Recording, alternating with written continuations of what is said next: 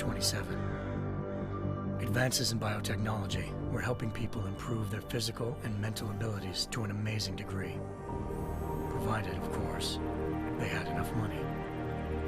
A new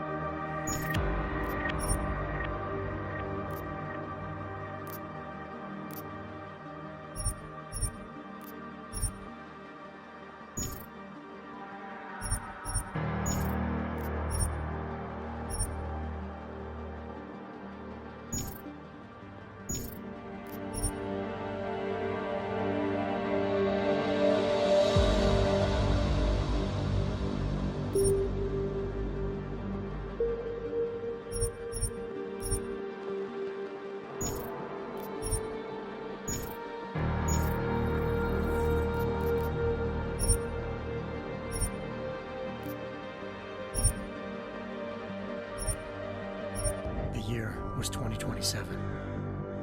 Advances in biotechnology were helping people improve their physical and mental abilities to an amazing degree. Provided, of course, they had enough money. A new breed of people was emerging, half human, half machine. And in Detroit, at least, not everyone was happy to see it. I'd just landed a job as head of security at SHAREf Industries, a cutting-edge biotech firm. David SHAREf himself handpicked me for the job, said he needed me to keep his people safe.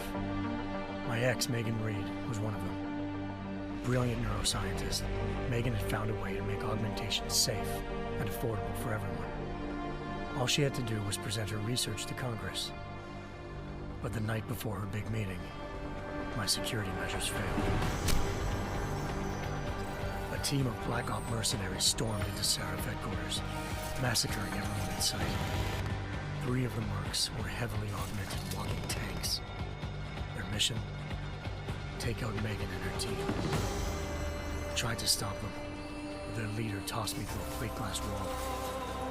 Last thing I heard as his bullets slammed into my brain was Megan's dying scream. I should have died with her. Only I didn't. High-end military-grade enhancements saved my life. The best augmentation SHAREf's money could buy. It took me half a year to get a feel for them. Should have taken longer. But 6 months into my recovery, SHAREf Industries was attacked again. This time, by a radical group of pro-human purists. Violent, militant, and fanatically opposed to human augmentation. They claimed to be members of Humanity Front, a non-profit organization that wanted the UN to limit biotechnology research. The thugs broke into SHAREf's factory and found machinists working overtime on a top-secret military augment called the Typhoon. SHAREf sent me to retrieve it, and when I did, I found one of the so-called purists next to it, wired with cerebral implants, trying to download its classified specs. Obviously, something more was going on. The AUG killed himself before I could question him. SHAREf ordered me to dig deeper, so with the help of Frank Pritchard, SHAREf's head of cybersecurity, I did. Turns out a second hacker had been controlling the AUG's actions from somewhere off-site. Pritchard and I tracked his signal to a secret FEMA internment camp in Detroit. The Black Op mercenaries were there. The same mercs who'd left me for dead 6 months before. Figured they'd try again when they saw me. Wasn't so easy for them this time. I took out the tank named Barrett, even got him to give me a new lead. A penthouse apartment in China. Of course, we both knew it would be a trap in the end.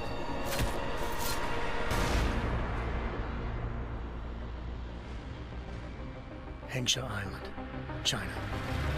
Home to a city so crowded, they had to build a second city on top of it. Trying to find clues in Hengsha wouldn't be easy. Lucky for me, I wasn't alone. Farida Malik, SHAREF Industries' ace pilot, had lived in Hengsha before. A good person to have on your side. She knew enough about the place to get me around. Malik dropped me in the lower city, close to the penthouse Barrett had told me about. Bell Tower Associates, a private security firm under contract to the Chinese government, had agents tossing the suite when I arrived. Just not for the reason I'd been expecting. Turns out the man who lived there was a criminal hacker named Van Bruggen. The same hacker who'd been remotely controlling the AUG in SHAREfactory. Van Bruggen's panicked decision to force the man to commit suicide had been a mistake. Now his mercenary partners were gunning for him, and I needed to find him before they did. Locating Van Bruggen meant playing nice with the Triads, Hengsha's organized crime lords. They had the hacker holed up inside a low-rent capsule hotel. By the time I found him, Van Bruggen had no qualms giving up the woman who hired him. Zhao Yunru, president of the Taiyang Medical Corporation. According to Van Bruggen, Zhao wanted to monopolize the augmentation industry and had hired Black Op mercenaries to destabilize her competition. SHAREF Industries was at the top of her list. To prove this, I needed to get inside TYM and grab a surveillance hologram off a server. I suspected Van Bruggen was hiding something when he told me this, but nothing could have prepared me for what I saw. Megan wasn't dead. She and her 4 best researchers had been kidnapped, spirited away somewhere while their kidnappers made it look like they were dead. Desperate to learn more, I confronted Zhao in her penthouse. She claimed to be a pawn in a bigger plan, and hinted at a group so powerful it controlled global interests at a whim. Then she slipped into a panic room and hit the alarm, forcing me to make a very quick exit. I figured Zhao was lying, but part of her confession made sense. David SHAREF had been worried about his people. So worried, he'd required all of them to have subdermal locator devices surgically implanted. The GPOs would have been broadcasting the day of the attack. But Zhao said a single call to Picus, the world's leader in global 24-hour satellite news, had turned those signals off. I needed to fly to Picus headquarters in Montreal if I wanted to learn more.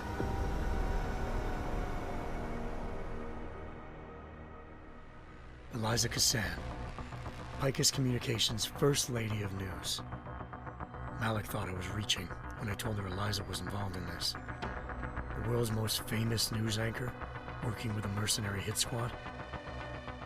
But when I confronted Kassan in her office, she freely admitted to jamming Detroit's satellites the night Megan's team had been taken. Said she's just been following her commands. I suspected she wanted to say more. But Black Op mercenaries showed up looking to shut us both down. And just like that, the Eliza I'd been talking to disappeared. The Mercs were led by an augmented killer I crossed paths with twice before, Fedorova, a woman who'd made silence her best friend. She waited for me to track Eliza's transmission to a secret server room underneath the Picus complex, then jumped me from behind. A deadly fight ensued. I made sure she never moved silently again. With Fedorova down and no one left to keep Eliza quiet, she reappeared. Turns out Picus's First Lady of News wasn't a lady at all. She was a sophisticated AI program, engineered to monitor data streams and control what people believed. Eliza told me the Mercs had brought in a Humanity Front doctor named Isaiah Sandoval to remove the scientist's implanted tracking devices while Detroit's satellites were down. She also told me to speak to David SHAREF if I wanted to learn more. By the time Malik and I got back to Detroit, tensions between normal and augmented citizens had reached a flashpoint. Riots were breaking out in several cities, and the UN was being urged to intervene. SHAREF was trying hard to convince Hugh Darrow, the inventor turned philanthropist who'd once been a leading proponent of enhancement technologies, to help stop a possible regulatory vote. SHAREF had a lot riding on Darrow. Megan's discovery would have given millions of people the chance to evolve beyond their normal human abilities, and at the same time catapulted SHAREF Industries to the top of the Fortune 500. According to SHAREF, Megan's kidnappers knew this, and didn't want people evolving unless they controlled how it was done. He called his enemies Illuminati, and urged me to keep searching. Determined to do so, I tracked down Sandoval via America's most outspoken augmentation opponent, Bill Taggart, Sandoval's boss and founder of Humanity Front. Sandoval admitted to operating on Megan's team when I confronted him, but said he hadn't removed their GPLs. He'd merely switched them to a different frequency. Pritchard was able to trace one of the signals to China. Malik and I immediately took off in pursuit. Unfortunately, the Illuminati were one step ahead.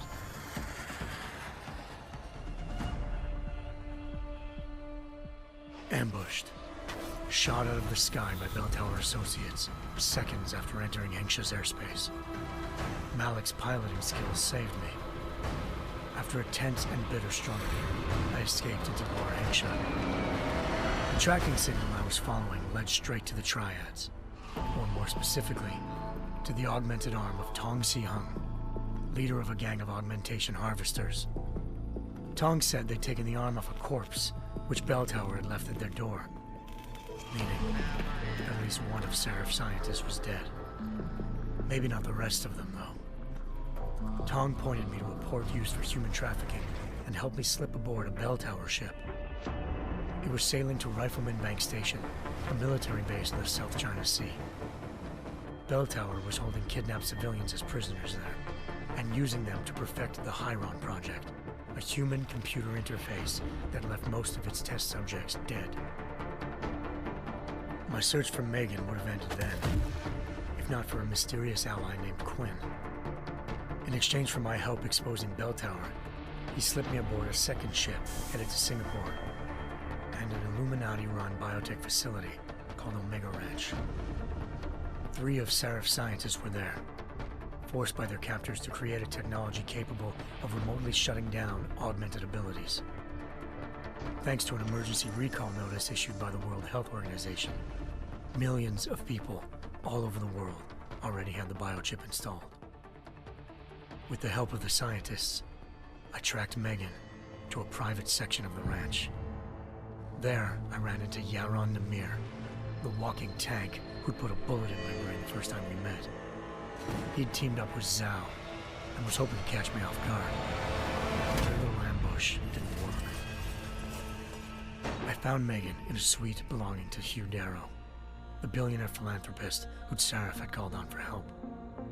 Darrow had convinced her to go along with the biochip plan by promising to sabotage the tech. As she was explaining this, Darrow appeared in a global broadcast, telling the world that augmentations would be the death of mankind. Then he activated the biochips to prove his point. All over the world, augmented people flew into a killing frenzy.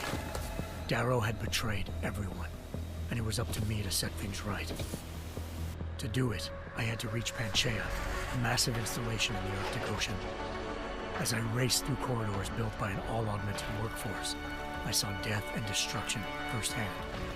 By the time I shut down Darrow's broadcast, I knew the damage he'd done. Still, humanity's future remained unclear. How would the world react to this sabotage? Would people ever regain their faith in augmentations again? What would be the Illuminati's next move?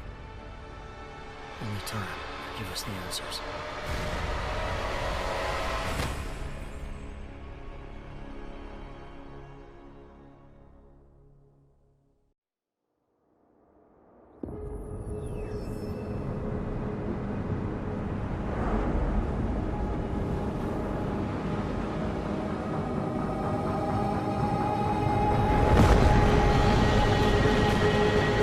I once thought I could save the world.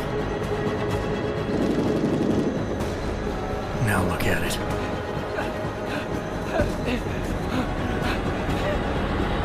In yet another augmented terror attack, 251 passengers aboard Sister Airlines Flight 451 were killed when an augmented passenger passenger broke into the plane's cockpit and ruthlessly butchered its flight crew.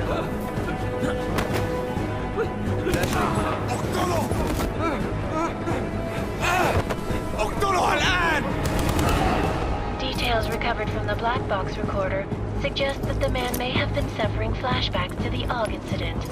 That horrible day 2 years ago when augmented people all over the world flew into a psychotic killing spree, causing the greatest loss of life in recent history. Sometimes, you just have to let go. And embrace what you've become. Not gonna go all wonky on us now, Hansa, are ya? Well, if I do, McCready, I guarantee you'll never see it coming. Agent Jensen! Am I gonna have a problem with you? No, sir. No reason to assume you would. Good, because you are the only augmented operative on this team, and I intend to make good use of you. Listen up, all of you. We got a sandstorm barreling down our arse and we can't afford to make mistakes. We're going after this man, an arms dealer named Shepard. He's ex-Bell Tower, one of the Special Forces commanders who disappeared during the incident. And he's come out of hiding. That cannot be good. It's not. He's selling weapons and military-grade augments to terrorists. This is Aran Singh, the undercover agent who lured Shepard out of his hole. Best you see Interpol's got. For 3 years he's worked hard to get him tight with the Jinn, an Iraqi smuggling cartel that's infected the Eastern Hemisphere like a plague. Last week, our arms dealer sent a message to the Jinn, offering to sell them a shitload of black market merchandise dirt cheap. They told Singh to handle the buy. They're not gonna like it when Interpol disrupts their party. Is Singh's cover really that good? It is right now. We need to keep it that way. This is where the deal's going down. A half-finished high-rise hotel that's been abandoned ever since the incident. It's not a pretty picture inside. Let me guess. Most of the laborers were augmented with heavy-duty industrial rigs. So when the incident hit, and they all went schizo, things got gruesome real fast. And no one, except for some homeless junkies, have been inside the place ever since. So what's the plan, Director? Singh's meeting Shepard on the ground floor, inside the hotel's main atrium. He sent the bulk of his Jinn crew to the penthouse levels to secure a vantage point. I want McCready's team to take up positions overlooking the atrium and make the arrest. Jensen, you're going in solo from the roof. My objectives? Keep the Jinn from joining the party. As far as we can tell, only one route connects the atrium to the penthouse level, a halfway decent elevator shaft. Here. I want you to block access to it. Fine. Just cut me loose. Do you plan on relying solely on your augments for this one? I'd recommend taking a little hardware, just to be sure.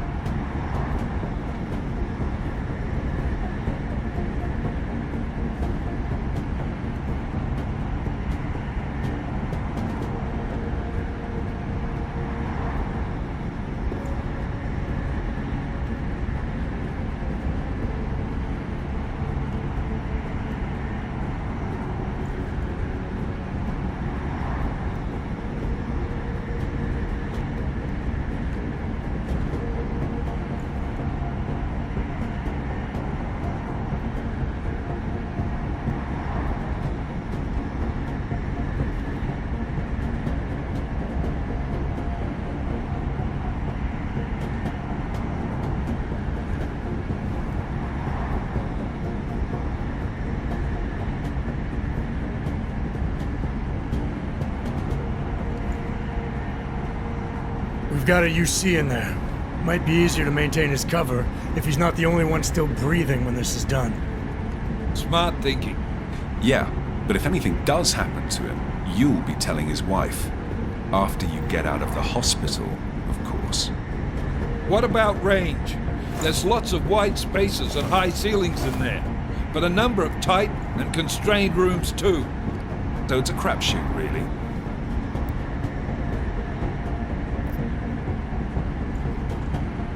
Well, I'm not looking to play dice with anyone in there. Give me something with distance.